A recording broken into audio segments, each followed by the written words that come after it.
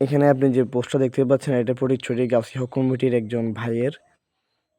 তো উনি পোস্টে কি লিখছে তা আপনারা পড়ছেন। কেন, আর এখন আসি মূল কথায়, কেন আহলে সুন্নাত ওয়াল জামায়াতের বৃহত্তর সুন্নি জোট থেকে একজন প্রার্থীও কেন সংসদে যেতে পারল না, এই নিয়ে আসলে অনেকে হয়তো জানেন আমাদের আহলে সুন্নাত ওয়াল জামাতের যে মূল ক্যান্টনমেন্ট সেটা হচ্ছে চট্টগ্রাম। কিন্তু দুঃখজনক বিষয় হলো চট্টগ্রাম সুন্নিয়তে ক্যান্টনমেন্টে সুন্নিরা তেমন একটা বিশেষ ভোট পায়নি প্রার্থীদের যোগ্যতা থাকার পরেও। যেমন চট্টগ্রাম রাঙ্গুনিয়া অ্যাডভোকেট আব্দুল হাসান, হাসান আল আজহারি, সাইফুদ্দিন আল হাসানি, ওয়াল হাসানি, মাইজ ভান্ডারী, বাবাজান ওদের সকলের যোগ্যতা ছিল কিন্তু তারা জিততে পারেনি বৃহত্তর সুন্নি জোটে প্রার্থী হয়ে। এখন জিততে পারেনি কেন, এটা অনেকজনে অনেক কথাই বলতেছে সুন্নিরা ভোটের সময় মন নেই, সুন্নিরা ভোট দেয় না। আসলে মাজারে যাওয়া, ভক্ত আশিকান হবা আর ভোটের মাঠে এক না ভাই। ভোট করার জন্য অবশ্যই আপনাকে ভোটে জিততে হলে আপনার সাংগঠনিকভাবে আপনাকে শক্তিশালী থাকতে হবে।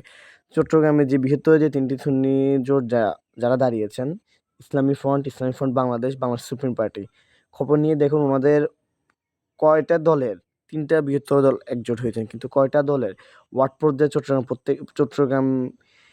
চট্টগ্রাম জেলার প্রত্যেকটা গ্রামে ওয়ার্ড পর্যায়ে তাদের কমিটি আছে। কতজন আছে তাদের কমিটি আছে ওয়ার্ড পর্যায়ে? খবর নিয়ে দেখেন কয়েকটা ওয়ার্ডে ওদের কমিটিও নেই।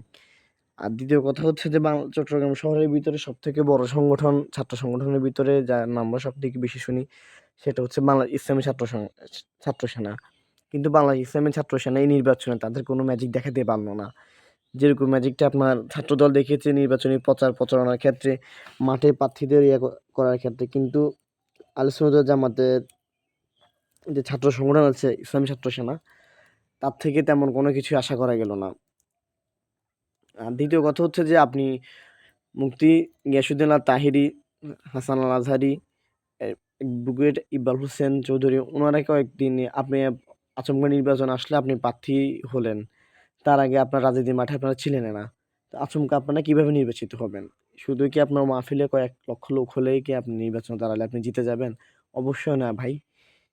আর বৃহত্তর সুন্নি জোটের ভিতরে আগে ছিল সুন্নিদের ভোট, আগেও ভাগ ছিল, এখনও ভাগ হয়েছে। যেমন ইসলামী সিনিয়র বিপ্লবী ইমাম হায়াতের দরবার শরীফের যে দলটা ছিল আপেল মার্কা, ওইটা অ্যাড হয় নাই। জাকের পাড়ি অ্যাড হয় নাই গোলাপ ফুল মার্কায়।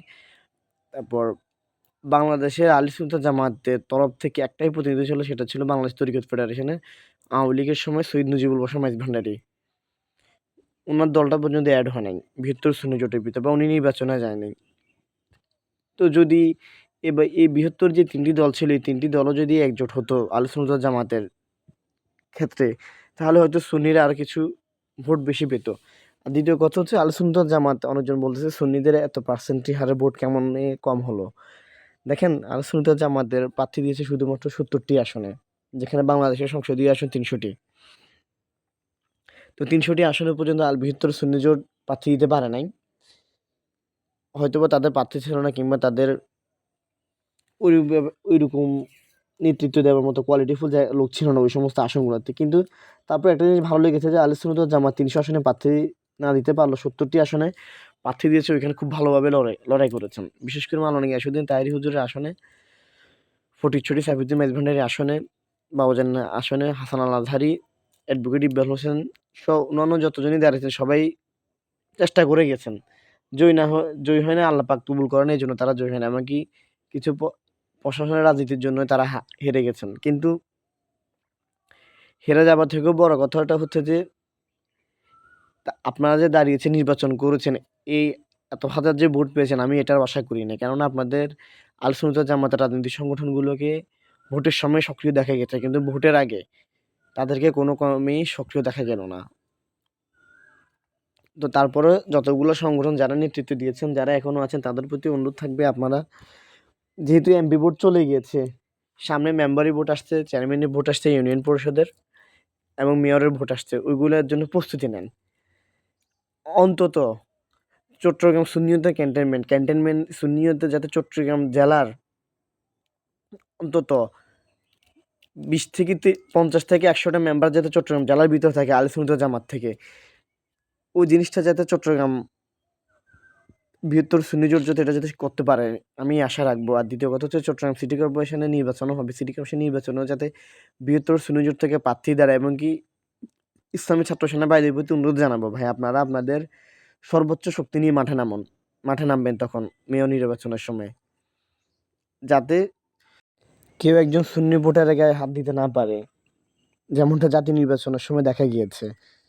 আর আহলে সুন্নাত ওয়াল জামায়াতের নেতৃত্বস্থানীয় এবং যতগুলো সংগঠন আছে সবাইকে বলবো, আপনারা নরমের সাথে নরম থাকুন, গরমের সাথে গরম হন। গরমের সাথে যদি নরম হয়ে চলুন তাহলে কখনোই পরিবর্তন আসবে না এবং কখনো সমাজে নিজেদের জায়গা ধরে রাখতে পারবেন না। আজ দেখুন, ওহাবি কমিউনিটি, বাতিল ফিরকার দলরা, ওরা এত মাঝহাবি এত কিছু তোর বিভক্ত থাকার পরে ওরা একজোট হয়েছে, সংসদ নির্বাচন করছে এবং ওদের প্রার্থী হয়ে গিয়েছে। কিন্তু আফসোসের বিষয় হচ্ছে গাউসুল আজম মাইজ ভান্ডারী বাংলাদেশ, শাহজালাল ইয়ামানি বাংলাদেশ, শেরে বাংলার বাংলায়, খান জালালির বাংলায় সংসদে একজন সুন্নি প্রার্থী পাঠাতে পারলো না বৃহত্তর সুন্নি জোট থেকে। আসসালামু আলাইকুম।